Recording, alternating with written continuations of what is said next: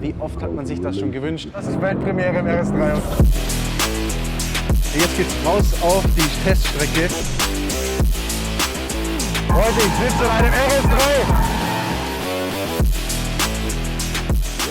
Was geht ab, liebe Leute? Herzlich willkommen zu einem neuen Video und zu einer Premiere, auf die ich mich unfassbar freue. Und ich weiß ganz genau, ihr mit Sicherheit auch, Leute, denn es ist soweit. Es ist diese Zeit des Jahres, bei der der neue RS3 uns präsentiert wird. Ne?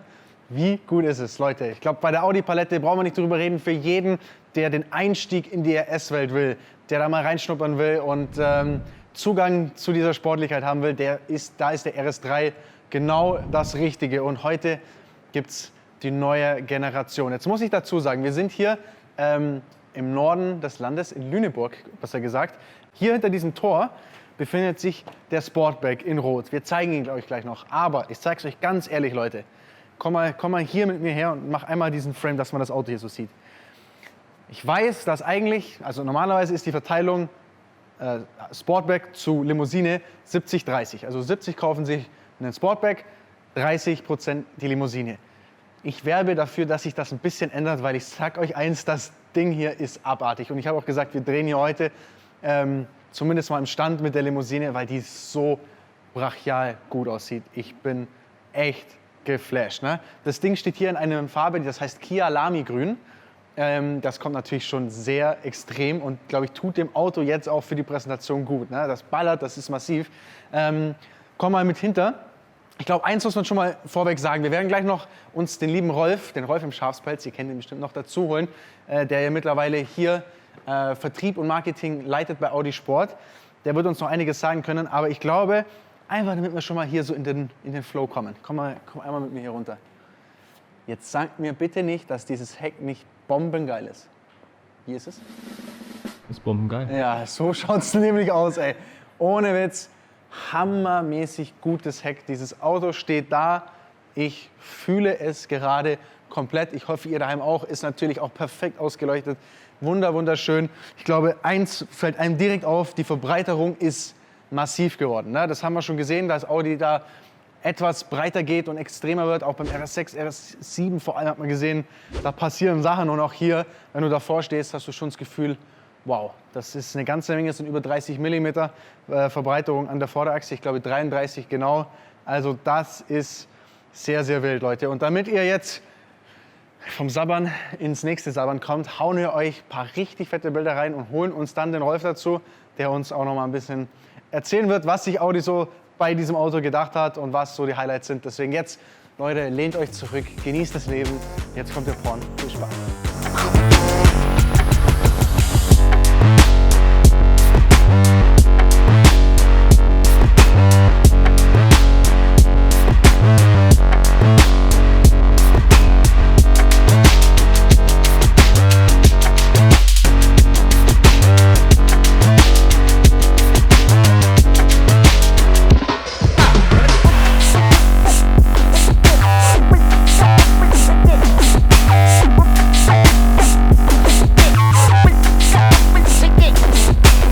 Leute, hier ist er wie angekündigt, the one and only Rolf im Schafspelz. Erstmal vorab, wie geht's dir? Du, alles gut. Ja, neue Challenge, coole Challenge mit geilen Ergebnissen, glaube ich. Das glaube ich auch. Ne? Also vielleicht für alle, die es gar nicht wissen, nochmal ganz kurz gesagt, Rolf hat vorher den Laden bei uns geschmissen, bei Abt, und ist jetzt bei Audi. Deswegen kennen wir uns sehr gut. Wir haben schon viele Videos auch gemeinsam gedreht. Der Rolf leitet hier den Bereich Tuning, also das ganze Thema Veredelung bei der Abt Sportsline mittlerweile. Oh, kannst du auch fahren, gell? Achso. Und zack, Jugendfest! Da hat er aber noch gerettet, ey. Ja. Hatten da eine schöne Zeit und jetzt sieht man sich quasi wieder. Ist wie so ein Revival. Ist auf jeden Fall richtig nice. Schönes Auto, muss man schon mal, glaube ich, richtig schönes Auto, habe ich gerade schon gesagt. Das ist schon sehr, sehr geil. Ich habe auch gesagt, wir sind hier mit der Limousine, weil ich die fast ein bisschen geiler noch finde. Ja, ich sehe schon, du bist da sehr angetan, aber das Fahrzeug, also du würdest sagen, das ballert schon. Ja, genau, das ballert ja auch, oder? Nee, wirklich sehr coole Proportion und definitiv, das ist für mich so the Rising Star, absolut. Ja, absolut. So, magst du vielleicht mal ein bisschen erzählen, was man sich so gedacht hat? Was sind so die Themen, die man angeht, wenn man jetzt sich denkt, so RS3, weil da kann man ja auch viel falsch machen, wenn man jetzt irgendwie so, sag ich mal, von Dingen abgeht, die jetzt vielleicht gerade die RS3-Fans geil finden. Ich sage jetzt mal 5-Zylinder, wenn du jetzt einen 4-Zylinder reinmachst, dann gibt es Nackenschelle. So. Genau, gut formuliert. Nein, also RS3, glaube ich, insofern wichtig. Erstmal Einstieg bei uns in die RS-Welt. Und ich meine, 5-Zylinder gibt es keine Diskussion. 5-Zylinder gehört zum RS3. Das ist ein Essential. Also im nächsten RS3 auch. Ja, Ja, nein, ich meine, mit 4 Jahren sprechen wir uns wieder, holen wir das raus. 5 Töpfe bist du absolut fein und die sind auch für die nächsten Jahre erstmal Ja, das können wir versorgt. schön, immer akustisch und natürlich auch leistungsmäßig schön. Ich meine, 400 PS ja, aber 500 Newtonmeter, 0 auf 100 in 3,8. Heißt, Drehmoment ist erhöht zum Vorgänger. Ja, 20 Newtonmeter mehr, auch vom Drehmomentverlauf. Du hast früher Power, du hast längeres Drehzahlband und von daher fahrdynamisch, wie gesagt, 0 auf 100 3,8 Sekunden. Ist 3 Zehntel schneller. Richtig? Gut.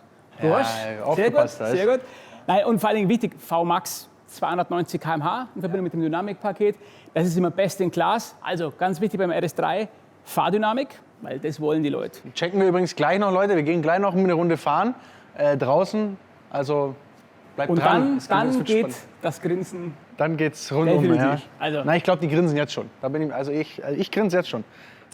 Man sieht es schön. Also man fängt an mit einem absolut legendären Aggregat bei uns. Ja. Dann Thema Fahrdynamik, wirst du nachher auch noch sehen, Torque-Splitter. Heißt, du hast wirklich eine variable Kraftverteilung an der Hinterachse. Das macht das Auto unfassbar agil in der Fahrweise. Dritter Punkt natürlich auch ganz wichtig, Fahrwerk, adaptive Dämpfer. Kennst du selber, die Kategorie von Fahrzeug wird dynamisch bewegt. Das heißt, das Fahrzeug macht richtig Laune, ist aber im Alltag gut fahrbar. Also das eine, wir haben verschiedene Modi auch drin, wirst du nachher auch noch sehen. Also, Ja, gibt's alles. es gibt den RS Performance Mode, wo man dann wirklich rundstreckenmäßig fahren kann. Also ich glaube, die Zutaten für das Auto, Die sind schon nicht mal nur gut. technisch und optisch, die sind wirklich gut. Ja. Optik ist ja auch, also breit ist er brutal. Ne? Also steht richtig gut da, muss man wirklich sagen. Die Front kommt böse, nicht extrem böse. Geht, glaube ich, immer noch frech. Aber das Schöne ist, da kann man vielleicht noch ein bisschen was machen, weißt du. Aber er steht wahnsinnig gut da. Ne? Ja, also Zahlen, das sind 33 mm und erstmal natürlich einmal optisch schön. Wenn du Designer fragst, die sagen immer, dieses Element hier am Scheinwerfer mit dem Auflicht, das gibt dem Fahrzeug die Breite. Also Juan, Chef vom Designteam, die waren total happy über das Package und die 33 mm mehr Spur. Die habe ich natürlich auch ganz klar fahrdynamisch, weil ich einfach sagen kann, ich habe ganz andere Querdynamik Ja. mit einem 265er Reifen vorne. Das ist wirklich dann auch fahrdynamisch ein super Package und natürlich auch richtig geil. Die Breite siehst du halt auch mit diesem funktionellen Luftauslass. Also das ist für mich so wirklich Form follows Function und das sieht einfach mega geil Ja, aus. also das schaut richtig gut aus. Das ist natürlich, also wie gesagt, vom Design her hier wirklich der Luftauslass ist ein richtig, richtig schönes Teil, weil er die Breite nochmal akzentuiert. Das Element kennst du auch vom e-tron GT, RS e-tron GT. Ja. Also klassisches Spezifikum und das lässt das Auto richtig satt darstellen. Ich finde auch die Seitenleiste wirkt sehr dynamisch, ne? Und auch sehr, die geht gut raus. Also auch das wirkt schon mal. Eigener Einleger, den gibt es optional im CFK, also wird dann nochmal wertiger. Okay. Ja, richtig cool. Und gibt dem Auto natürlich auch an der Seite nochmal wirklich die Muskeln. Ist das dann irgendein spezielles Paket oder ist das einfach, kann ich sagen, okay, ich möchte nur Du das kannst quasi? anwählen, das ist genauso wie die Außenspiegel in Carbon oder auch den Heckspoiler in Carbon bei der Limo. Einfach so ein paar Elemente. Das gibt dem Auto nochmal dann die volle Finesse. Aber natürlich fahrdynamisch auch Keramikbremse. Mega Teil in 19 Zoll. Du hast vorne halt einfach auch richtig große Dimension. Ja. Das hilft natürlich auch für den ganzen Thema Bremse. Ist das eine Weiterentwicklung zur vorherigen RS3 Keramikbremse? Ich frage für einen Freund. Die Bremse ja, die Frage ist natürlich berechtigt. Beide Bremsen komplett neu entwickelt. Stahlbremse und die optionale Keramikbremse. Das heißt, bei der Stahl vorne 375 mm Scheibe, bei der Keramik sogar 380 mm. Neue Kühlkreisläufe, also alles so, ideale Belüftung, deutlich höhere Standfestigkeit, Wärmeabfuhr. Also von daher, Also mein Freund kann beruhigt sein, oder? dein Kumpel kann total beruhigt sein. Nicht nur der, sondern auch alle Kunden, die bestellen. Wirklich. Farbe Bremssattel ist. Farbe Bremssattel kannst du 2 Varianten wählen bei der Keramik, rot und blau. Und auch bei der Stahlbremse gibt es auch Farbvarianten. Bevor wir nach hinten gehen, ich möchte eins schon machen, und zwar das Licht. Wir haben hier Matrix-LED-Lichter und die habe ich mir sagen lassen, die haben was Cooles. Jetzt pass mal auf hier. So, geht das jetzt, muss ich einfach nur, mal da jetzt zu und wieder auf. Schauen wir mal, ob es jetzt hinhaut. RS3. Bam. Geil, okay, das ist wild. So, und das war echt so ein Gimmick. Du kannst mit diesen 15 LEDs kannst du animieren. Und dann hat irgendwann einer gefragt, ja, könnte man da auch einen Schriftzug machen? Und dann RS3 ist also, und das sind genau die Gimmicks. Ja, das ist, wenn du halt ja. jedes Mal ans Auto gehst, denkst du, ja, cool. Ich meine, Lichter sind finde ich, unschlagbar bei Audi, muss ich sagen. Das sind ja immer Wahnsinn. Die schauen auch echt wieder richtig gut aus. Ist ja für uns wichtig. Die ganze Front natürlich viel in schwarz gehalten, mit der passenden Lichtsignatur. Siehst du auch, wenn du gut vorgebildet bist, 3 Lufteinlässe, auch damals Urquattro. Ja. Also von daher, das Auto zeigt seine Leistung, aber wie du sagst, nicht völlig expressiv, sondern wirklich mit einem gewissen Understatement. RS3-Schriftzug und Audi-Ringe schwarz kann ich so bestellen. Kannst du so bestellen, richtig, war auch ein Learning aus der letzten Generation. Affinität zu schwarz ist da, Ja. gibt es als weitere Option, genau. Sehr schön. So, lass uns mal nach hinten gehen. So, also Heck ist ja wirklich auch allererste Sahne, oder? Also Limousinenheck ist halt, es ist keine klassische Limousine, sondern das Ding ist einfach mega muskulös und sportlich hinten, einen kurzen Abriss, mit der Sportabgasanlage ein Diffusor, der auch eine Funktion hat, also wirklich auch für Abtriebern sorgt. Diffusor Daniel findet das sehr gut. Diffusor Daniel, richtig. Also auch hier Sportabgasanlagen, Rolf Schafspelz findet das auch super. Also das ist wirklich, das Heck ist Wahnsinn. Natürlich in dem Kyalami-Grün, das flasht natürlich nochmal ordentlich. Ja. Für mich auch ein Mega-Item, wenn ich diese ganze Mischung anschaue. Wir schaffen mittlerweile auch mit einem speziellen Lackierverfahren, dass wir das Dach auch schwarz durchlackieren können. Das heißt, unabhängig jetzt von einem Panoramadach, kannst du auch bei einem Volldach, kannst du mit einem speziellen Overspray-Verfahren das Dach einmal komplett in Kontrastschwarz und es gibt halt dem Auto eine gewisse Tiefe. Sieht Mega, einfach mit den bei der dunklen Limousine- Scheiben. Also so der Spec hier. Also ich sehe das auf der Straße, dass Leute sich das viel bestellen, weil sie sagen, ey, das knallt richtig. Die Limousine ist für mich, wie gesagt, wir haben in Europa natürlich tendenziell die Sportback-Relevanz, aber gerade in Überseemärkten und natürlich auch in USA, Kanada, Limousine natürlich mega. Ja, aber in Europa jetzt auch. Wenn die jetzt unser Video sehen, dann bestellen die alle Limousine. Du, die war in der letzten Generation schon immer Rising. Klar, das Sportback hat 3 Generationen, die Limousine hat ja erst 2. Ja. Aber man merkt ganz ehrlich, das sind auch keine klassischen Limousinenkunden, sondern die sagen alle, hey, ihr habt den Platz, das Auto ist ja generell gewachsen. Ja. Also der RS3, die Limousine, knappe 7 cm und auch das Sportback um 5. Also das Auto ist länger, breiter, erwachsener und deswegen hat es diese wahnsinnig geilen Proportionen. Also ich bin auch immer wieder geflasht. Und ich muss auch sagen, grundsätzlich bin ich auch so ein Sportback-Fan, aber mit der Limousine mega. Geil. Lass uns mal noch kurz reinhocken. So. Auch von innen, ne? Geil. Grünes Leder. So, einmal kurz hier reinschauen. Du hast natürlich einmal hier das richtig volle Package. Das heißt, hier natürlich mit dem kompletten großen Designpaket, auch farblich angepasst, gibt es in 2 Varianten. Einmal hier mit den Kyalami-Grün-Elementen und das gleiche noch in Rot.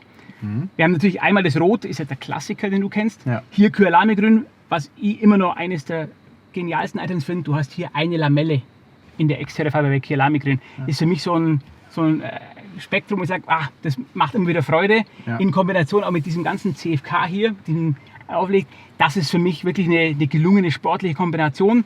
Du hast ein Lenkrad in Dynamica mit einer 12 Uhr Markierung, die passenden Kontraste und was ich immer cool finde, diese Schultern hier. Du hast also wirklich einen farblich angepassten Schulterbereich in diesem Kyalami mit den passenden Kontrastnetten und natürlich ganz cool, du hast auch Elemente vom Gurt. Und das ist halt für uns so ein Package, weil du weißt, die Kunden bestellen nicht gerne 15 verschiedene Items, sondern einmal das Package und dann hast du wirklich alles im Auto, was du hier drin brauchst. Das ist vom Interieur, ansonsten, wie man es natürlich kennt, auf dem A3 typisch, super pur, komplette Vernetzung und natürlich die RS-spezifischen Elemente für uns immer an den Teilen, was halt wirklich der Performance dient. Also ein eigenes Lenkrad, bei der Pedalerie und so weiter. Aus meiner Sicht wirklich, da fehlt es an gar nichts. Ja, das stimmt. Also hier hockt man auf jeden Fall drin. Als Audi-Fahrer fühlt man sich erstmal wohl, weil man weiß, okay, das ist Audi-Land, das ist jetzt nicht irgendwie was komplett over the top, aber echt das Gesamtpaket, innen, außen, richtig geil. Was du halt siehst, ist natürlich hier auch dann ein angepasster View. So, wenn du jetzt aufs Kombi schaust, natürlich hier auch ganz klar, wir sagen immer, das ist dieses Flugplatzdesign, diese Landebahn, auch neu animiert. Und du kannst natürlich auch, wie immer, auf abgesperrter Strecke 0 bis 100, 200 Viertelmeile, Achtelmeile. Sehr schön. Das ist natürlich auch ein Gimmick, wie gesagt, absolut nur zur Nutzung auf abgesperrter Strecke. Natürlich, klar. Weißt du. Klar. So, von daher glaube ich, auch hier im digitalen Element, auch für die Sichtbarkeit einfach mega. Sehr geil. Mega. Rolf, vielen Dank. Ich glaube, wir machen jetzt noch einen Soundcheck und dann würde ich sagen, machen wir uns mal auf den Weg und schauen mal, wie sich das Ding fährt.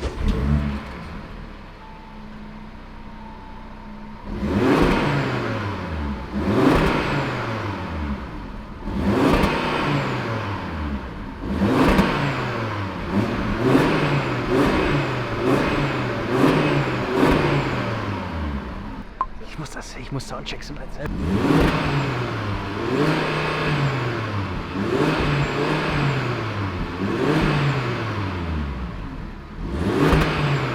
Ja, ein bisschen leichtes Fauchen kommt.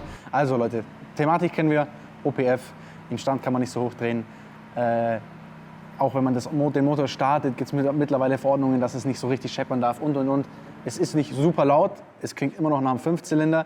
Ich glaube, wichtig ist, wie es klingt, wenn man den richtig ausfährt. Ne? Im Stand Welle machen, ist halt nicht mehr. Ist halt so. Aber jetzt schauen wir mal auf die Strecke. So Leute, jetzt geht's raus auf die Teststrecke.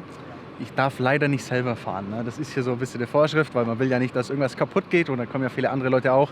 Aber ist egal, wir kriegen auf jeden Fall ein erstes Gefühl für die Fahrdynamik des Autos. Wir fahren allerdings nicht mit der Limousine. Ich wollte euch nur auch noch mal diese Beklebung zeigen. Wir nehmen einen von den 2 Sportbacks. Ich glaube, das hier wird unserer sein. Na, die laufen hier schon schön warm. Die haben auch schon einige Runden hier gedreht. Also die sind mehr als startklar. Und Fahrer wird der Mike sein, der unter anderem auch das Ganze mitentwickelt hat und der uns jetzt auch ein bisschen erklären kann, was bei dem neuen RS3 speziell beim Handling, also beim Fahren, besonders ist. Und da gibt es 1, 2 coole Dinge.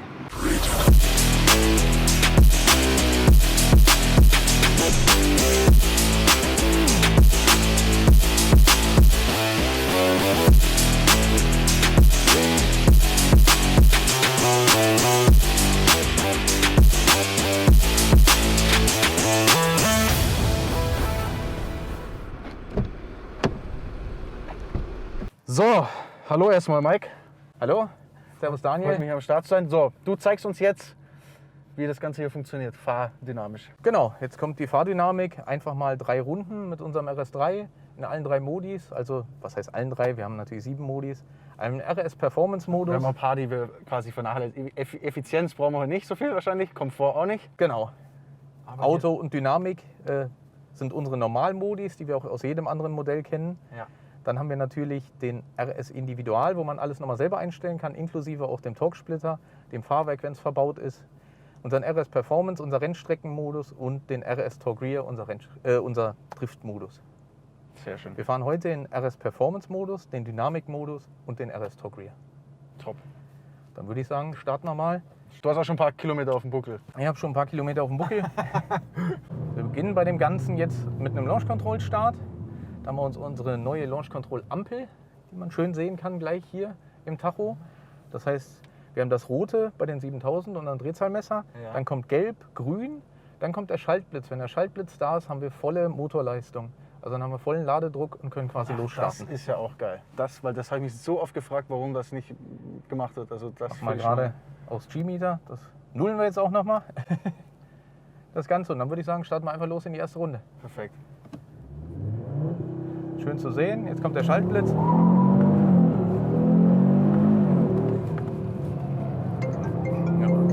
tut mir leid. Einmal ein Telefon.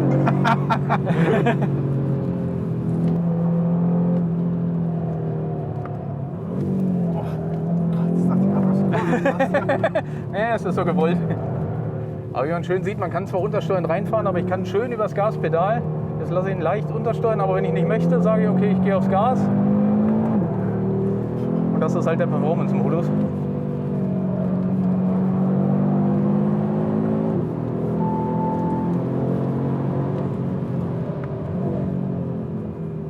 Hier auch schön leicht im Untersteuern, gehe ich aufs Gas. Kann kann den schön rausschieben lassen. Ja.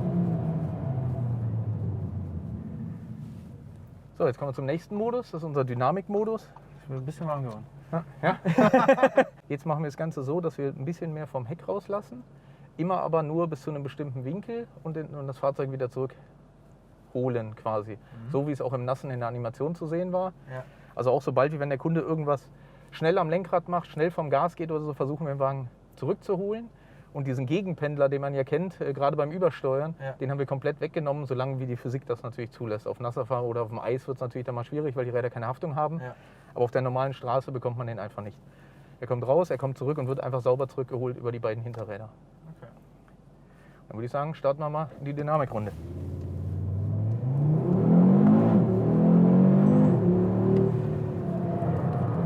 Hier schön zu sehen, ich komme viel weiter innen an. Ja.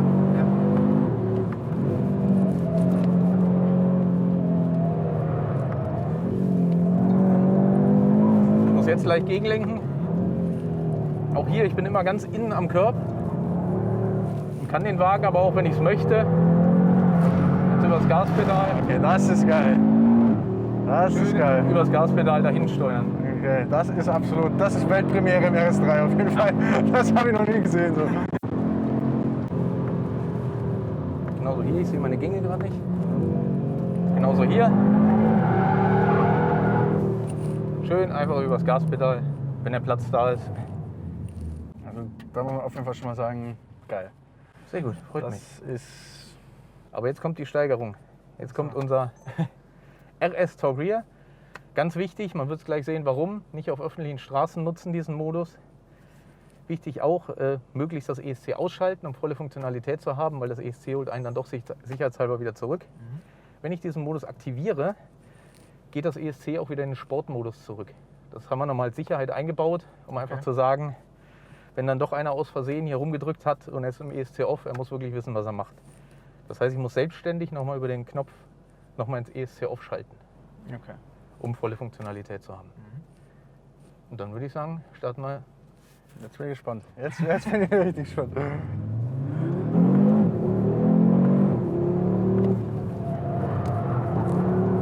Hier ist alles noch soweit normal. Ich kann das halt schön über das Gaspedal steuern. Das heißt, ich kann diesen Modus rein theoretisch auch auf einer Rennstrecke ganz normal fahren und sagen, ich fahre die ganze Runde in diesem Modus. Muss da ein bisschen mit dem Heck aufpassen, wie man es gerade schon gemerkt hat. Aber jetzt, wir biegen jetzt nach links ab. Kann ich den Wagen Leck mich am Arsch. Okay, okay. Und genauso hier.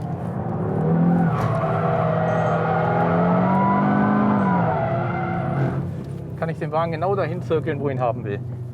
Das geht auch auf kleinen Strecken. Das heißt, das kann ich auch hier machen. Und auch hier, wenn ich sage, okay, ich fühle mich wohl. Wohlgemerkt auf der Rennstrecke. Klar, nur auf der Rennstrecke.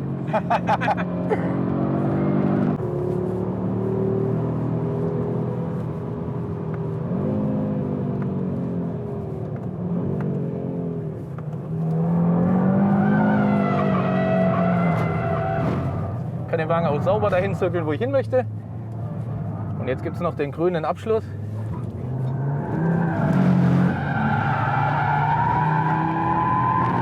Ist das geil oder ist das geil? Leute, ich sitze in einem RS3. Ich sitze in einem RS3. Das ist kein lenkgetriebenes Fahrzeug, das ist ein RS3. Und er fährt hier Pirouetten, wie sich's gehört. Geil. Oh, herrlich. Ich glaube, der Geruch sagt alles. Ja.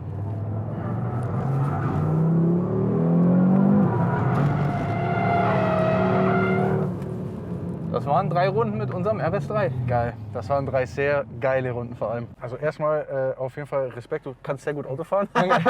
Das merkt man direkt, dass da jemand weiß, wie es funktioniert.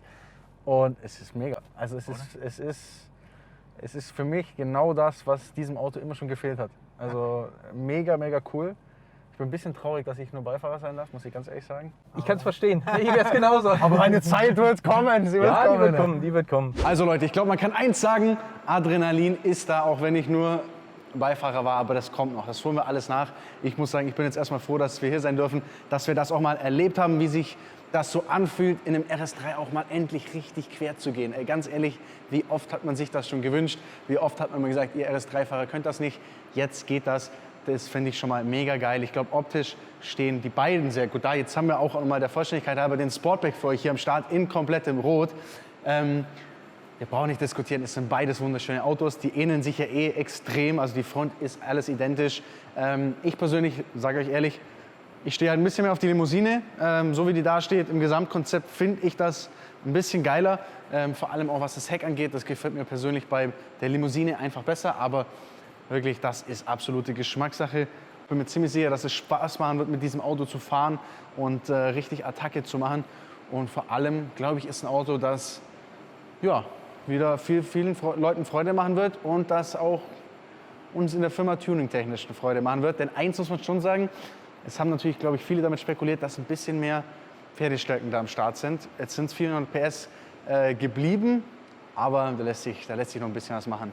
Ich bin auf jeden Fall happy, freue mich richtig, dass ich hier sein durfte, das erleben und sehen durfte. Und ich freue mich auch, wenn ich das erste Mal dann selber mit ihm das ausprobieren darf und mal schön quer gehen kann. Also das wird geil, Leute. Deswegen jetzt zum Abschluss noch ein paar Bilder vom Sportback für euch. Dann habt ihr alles gesehen.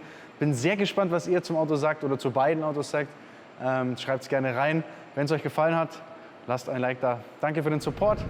Abonnieren drücken und bis zum nächsten Mal. Ciao.